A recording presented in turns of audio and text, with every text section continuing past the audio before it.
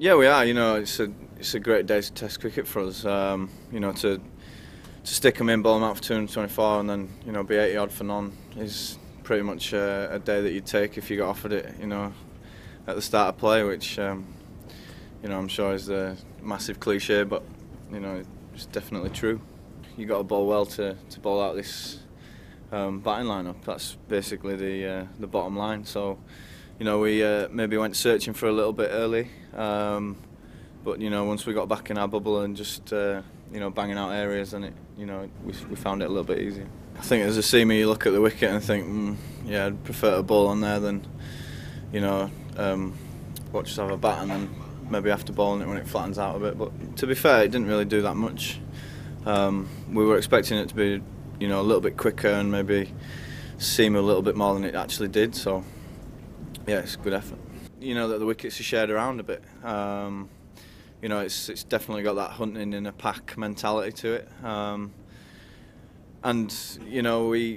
We do enjoy each other's success, which is it's great sort of going forward with team spirit and stuff like that. It's good to watch your mate get 5 for or 4 for or have a really good day with a bat. So yeah, it's good.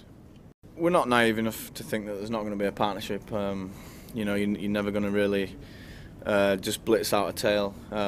It doesn't happen every time. Just because it happened twice at Trent Bridge, it's not to say that it won't wag a little bit. And there's always a partnership down the bottom.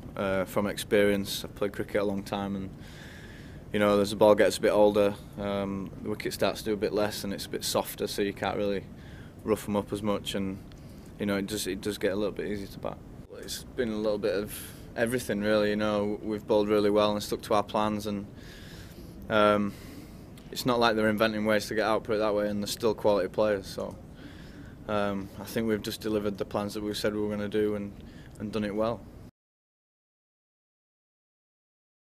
To be fair, it's not really affected us, to be fair, and I think we've mainly just concentrated on what we've got to do rather than having outside distractions. As the situation is at the minute, the authorities have said that it's fine to be able to play, and that everyone's safe. So, and we follow their advice wherever we are in the world. So, there's no reason why it should be any different over here. It would be nice to to win and just give something positive back to England, but I wouldn't say we are motivated by what's happening. I think we're just going about our business as we would if nothing was happening, and I think that's pretty much the right way to go about it.